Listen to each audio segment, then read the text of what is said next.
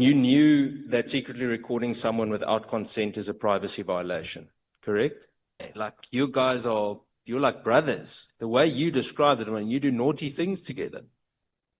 That's what you told us.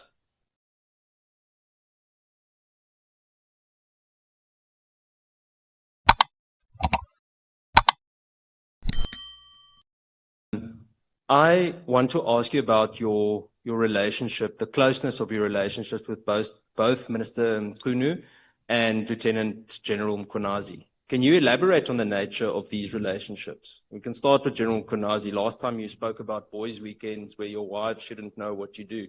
But let's talk about that. Today, I get a different picture of the Mr. Nkabinde that sat before us last week in terms of your friendship with Mkhwanazi. So what kind of relationship do you have? It's a very close relationship. In such a way that we discuss personal stuff, me and him. We visit each other. We even go to social gatherings together, social functions together if we are invited. So he is a very close person to me, General Mkhwanazi, in that sense.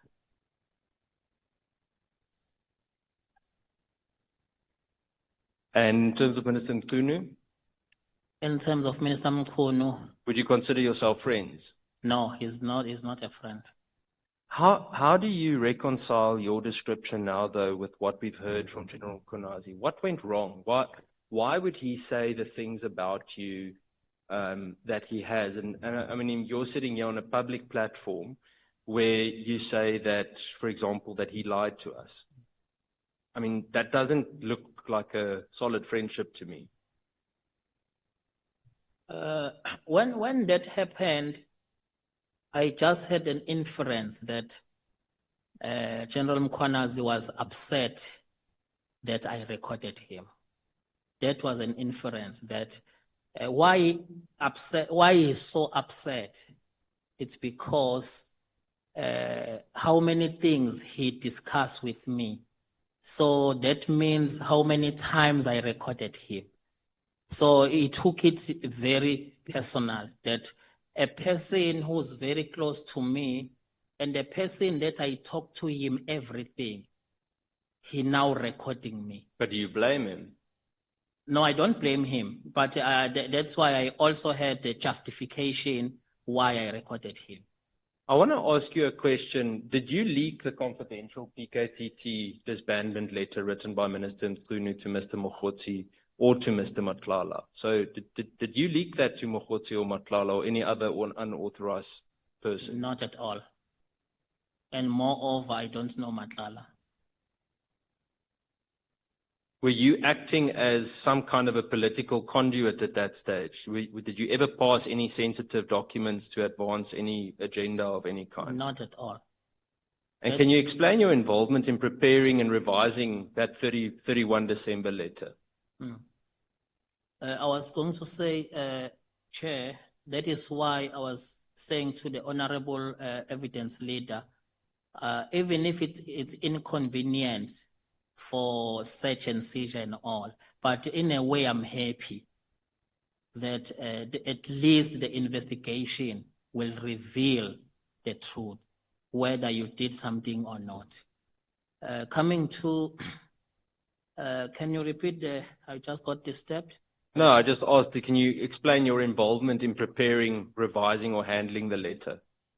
In preparing and revising of a letter, I was not involved at all. When the letter was drafted, we were not together with the minister. So I cannot even comment when he was drafting it, how he drafted it. I only got involved when he said, I've got a directive that I want you to forward to the National Commissioner. I only got involved there. And it means if it's not my job for administration work, probably it would have gone without even me knowing.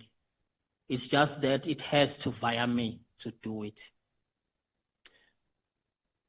Thank you, Ms. Nkabinde. What role did Advocate Pikoli play in redrafting or reviewing the letter?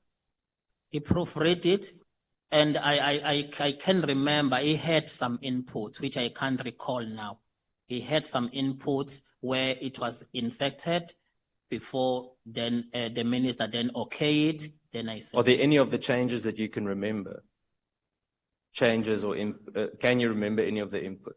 I'm not sure whether there were anything talks to constitution or something, but it was in line with a minister's powers. And how would you interpret the fact that someone with this kind of senior experience did not detect the alleged constitutional deficiencies in the initial draft? Yeah, how would you interpret that? In reference to Advocate Pikoli? Yeah. You know, after the letter was seen by him, you then have that confidence that a person with legal mind and a special advisor, he will advise the minister correctly. So there was absolutely nothing even for me to think further. I think it would be good, Chair, if somehow, even if it's a written submission, to get clarity from Advocate Pikoli on that for the record. In terms of the recording of General Mkhwanazi, Mr. Nkabinde, you never informed General Mkhwanazi that he was being recorded, correct? Yes, I never. You deliberately hid the recording device from him. Or it was recorded over the phone. It wasn't a device. It was a phone. It was okay. Yes. Who authorized you to record the general? No one authorized me. I took that decision. So, explain to us again shortly, what was the purpose of it? The purpose of the recording, I had a conversation with General Mkhwanazi on the 2nd of January when he was querying about the letter. Then he mentioned all other sorts of things that there will be fight back. If he's clean, the minister is clean, we're gonna dig him while he was a premier. It was those things that General Mkhwanazi alluded to me. Then on the 5th, General Mkhwanazi sent me a WhatsApp message, the one that now is reflecting here in my statement.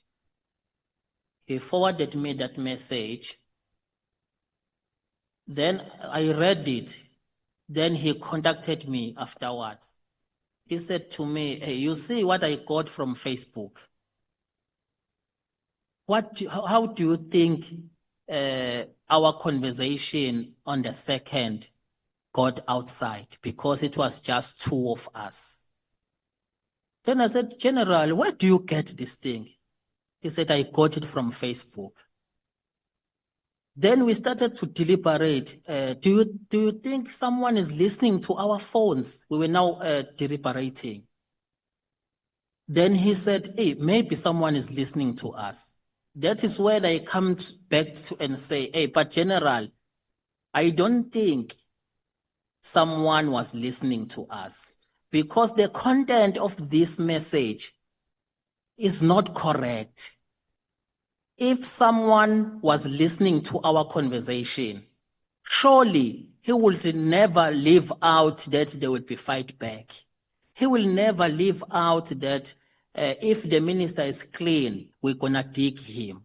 But all those things is not included here. In fact, I'm telling him on the recording, in fact, General, you did not say there will be a warrant of arrest. You never spoken anything about warrant of arrest, General. And again, you have never said the minister is a small boy. I can't remember you saying that. So what is going on now with this? And it's a conversation between two people. Now, I know for the fact, our conversation I never share with anyone. And it was a conversation between me and him.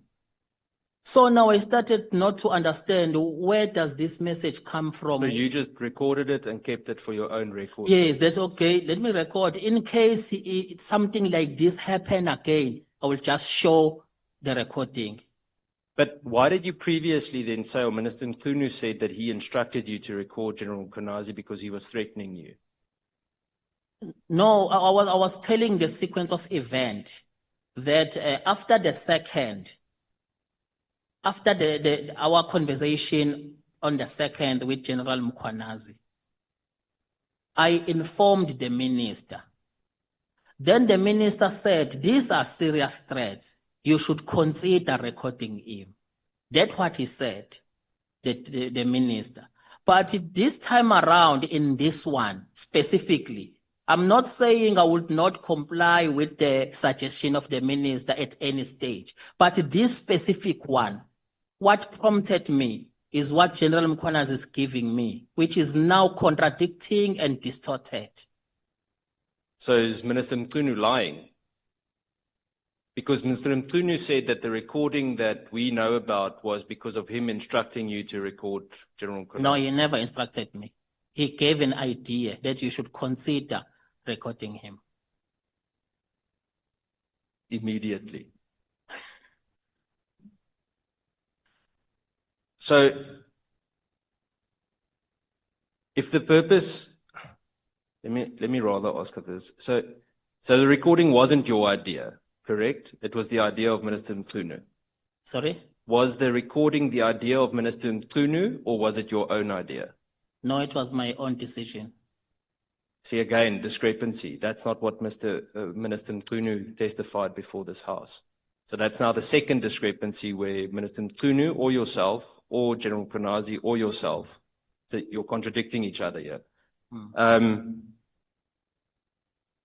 The person who benefits from this recording is the minister, not you, correct?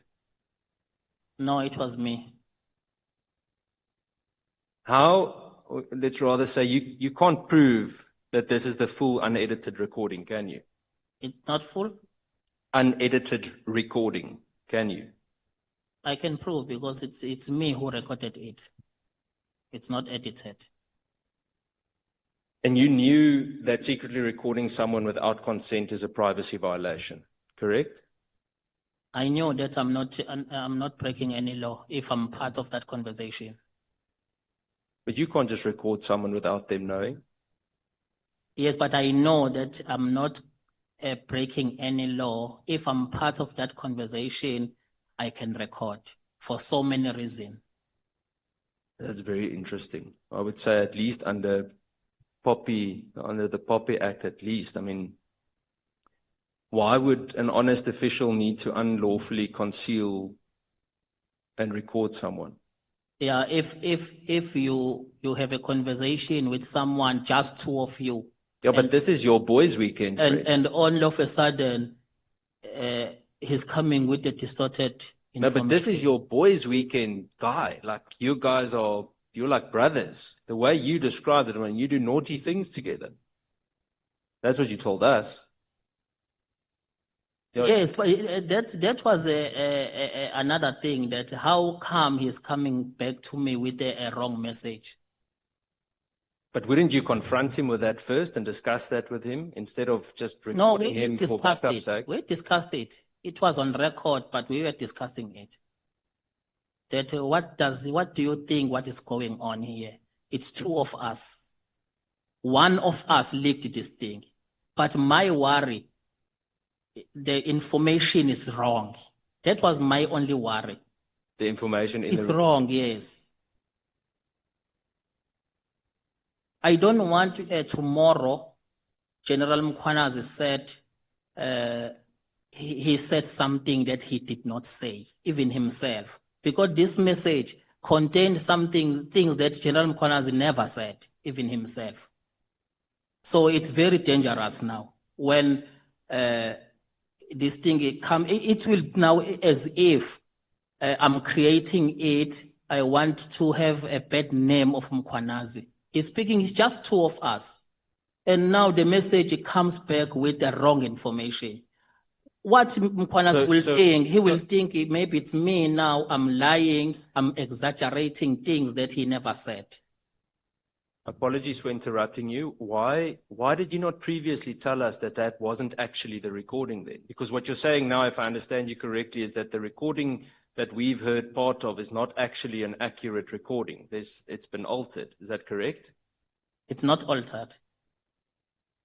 The specific recording is not altered. But you're breaking my brain here, because you just said that the one that he referred to that was on Facebook was not the real recording. No, I'm not referring to the recording. He sent me a WhatsApp message purportedly to be our conversation on the 2nd, of which our conversation were not a correct version of this WhatsApp message, not a recording. On the 2nd, there's no recording. I'm speaking about the recording, Mr. Nkabinde. I want to understand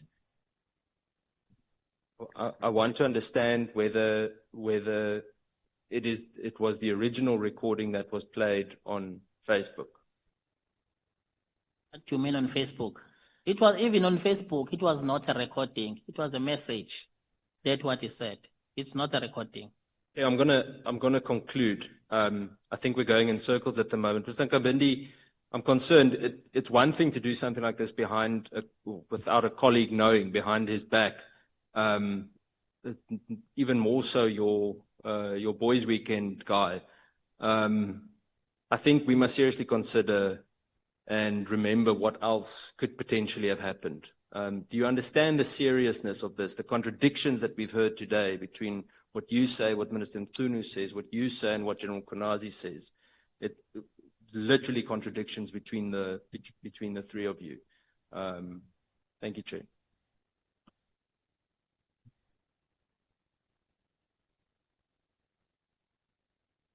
Are you responding to the statement, Mr. Nkabinde, on the contradictions? Sorry, Chair. Are you responding to the statement on contradictions? Yes, Chair, I can comment. I never contradicted with anyone. What I share to this committee, it's a correct version of what I know. Chair? I think it's just a closing comment, Mr. Nkabinde, and you can stand by that. It's absolutely your right.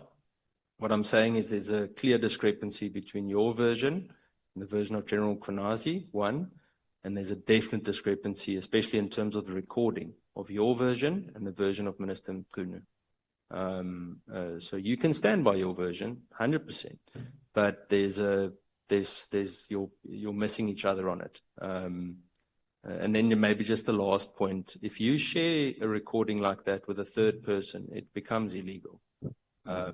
So it's good to remember that.